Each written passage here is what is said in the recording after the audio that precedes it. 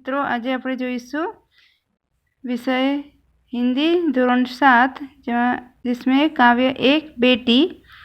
तो बेटी हूँ मैं बेटी, मैं तारा बनूंगी सहारा बनूंगी। बेटी जो है वो कहती है कि मैं बड़ी होकर के सबकी आंखों का तारा बनूंगी और सबका सहारा बनूंगी।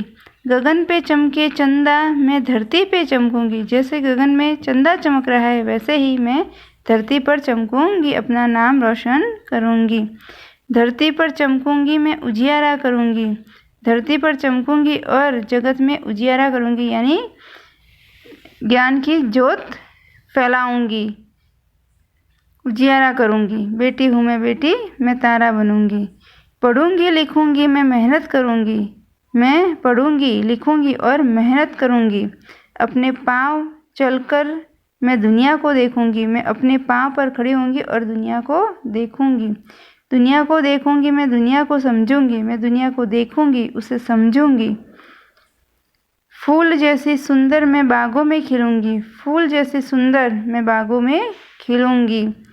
तितली बनूंगी, मैं हवा को चूमूंगी। तितली बनकर मैं हवा, तितली जैसे हवा को चूमती है वैसे ही मैं बड़ी होकर हवा को चूमूंगी, यानी अपना सबका नाम रोशन करूंगी, जगत में उजियारा करूंगी, अपने माता पिता का भी नाम रोशन करूंगी।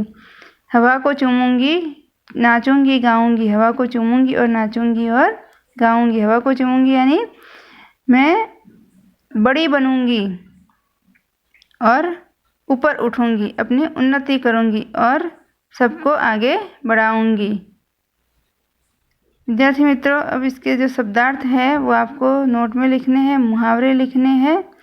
अभ्यास जो है वो आपको लिखना है। इस काव्य का आरोह अवरोह युक्त समूहगान कीजिए। इसका गान करना है आपको। निम्नलिखित प्रश्नों के उत्तर दीजिए। आत्मनिर्भर बनने के लिए आप क्या करेंगे? आपको स्वयं लिखना है कि आत्मनिर्भर बनने के लिए आप अपने पैरों पर खड़े होने के लिए आप क्या करोगे। बेटी पढ़ लिख कर क्या करेगी? तो बेटी पढ़ लिख कर क्या करेगी? बेटी की तरह आप किसी का सहारा बनने के लिए क्या क्या करेंगे? बड़े होकर आप क्या बनना चाहते हैं? क्यों? आप जीवन में क्या करना चाहते हैं? सब आपको लिखना है। प्रश्न 3, बॉक्स में दिए गए शब्दों के अर्थ शब्दकोश में से ढूंढकर शब्दकोश के क्रम में लिखिए। इसमें से ढूंढकर आपको इस पत्ती में लिखने, पहले 1, 2, 3, 4 ऐसे क्रम में लिखने हैं। तो मिसाल, गर्व, अंबर, शान, कष्ट। तो सबसे पहले आएगा अंबर, फिर कष्ट, फिर गर्व, फिर मिसाल और फिर शान। जैसे हम क से ग तक लिखते हैं, क से य तक लिखते हैं, उसी के अनुसार व्यंजन के अनुसार और पहले स्वर के अक्षर लेंगे। तो अंबर जो स्वर है अ आ इ ई, और फिर क से य तक जो सबसे पहले आता है क, फिर ख, जो शब्द आते जाते हैं वो आपको लिखते जाने हैं। निम्नलिखित शब्दों को उदाहरण के अनुसार उचित क्रम में रखकर अर्थपूर्ण वाक्य बनाइए। यहाँ पर जो शब्द है वो इधर उधर दिए हुए हैं, तो आपको इसको सही क्रम में रखकर सही वाक्य बनाना है। जैसे आपको उदाहरण में दिया गया है, चाहिए का प्रसार घर घर होना में शिक्षा। तो इसका सही वाक्य बनेगा, घर घर में शिक्षा का प्रसार होना चाहिए। दूसरा लेते हैं, जैसे कि नीम है दातुन श्रेष्ठ की होती दांतों के लिए। तो दांतों के लिए नीम की दातुन श्रेष्ठ होती है। दिया जलाकर दिया रख में आंगन। तो दिया जलाकर आंगन में रख दिया, तो आंगन में दिया जलाकर रख दिया, ऐसे लिखेंगे, आंगन में दिया जलाकर रख दिया।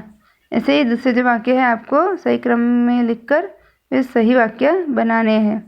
फिर है प्रश्न के उत्तर, तो आपको कविता में से मिल जाएंगे। बेटी सहारा बनने के लिए क्या क्या करेगी? बेटी दुनिया को कैसे समझना चाहती है? बेटी तितली बनकर क्या क्या करना चाहती है? बेटी की क्या क्या तमन्नाएं हैं? फिर जो काव्य पंक्तियों का भावार्थ है वो लिखना है। मैंने आपको समझाया वही आपको लिखना है। यहाँ पर सफल असफल ऐसे एक दूसरे शब्दों के विरोधी दिए गए हैं, उसको आपको वाक्य में प्रयोग करना है और शब्दों के विरोधी पहले लिखने हैं, फिर इन दोनों शब्दों को आपको वाक्य में प्रयोग करना है। जैसे आकाश तो धरती, आकाश के लिए एक वाक्य बनाएंगे और फिर धरती के लिए। उजियारा तो अंधियारा, इधर उधर भलाई बुराई पाना, खोना। उदाहरण के अनुसार वचन परिवर्तन करके वाक्य में प्रयोग कीजिए। जैसे घोड़ा, एक वचन का बहुवचन करेंगे और बहुवचन का एक वचन। तो घोड़ा तो घोड़े, घोड़ा दौड़ रहा है तो घोड़े दौड़ रहे हैं। फिर मैं, बच्चे, खिलौना, खेत, इन सब के वचन परिवर्तन करके हमें वाक्य बनाने हैं। जैसे मैं, फिर उसका बहुवचन होगा हम, ठीक है। तो मैं खेल रही हूँ, हम खेल रहे हैं। उसी तरह से बच्चे, खिलौना, खेत आदि के वाक्य आपको बनाने हैं। भाषा संज्ञा में देखेंगे, शब्दों को पढ़िए। केसा साहसिक बालिका थी, बगीचे में सुंदर फूल खिले थे। भारत में श्रीलंका को 3 विकेट से हराया। बाल्टी में थोड़ा सा पानी है, वह आदमी जा रहा था। तो ये सब जो है थोड़ा सा, 3, वह, ये सब विशेषण है जो संज्ञा की विशेषता बताते हैं। तो संज्ञा की विशेषता बताने वाले शब्दों को हम विशेषण कहते हैं। आगे का हम बाद में देखेंगे।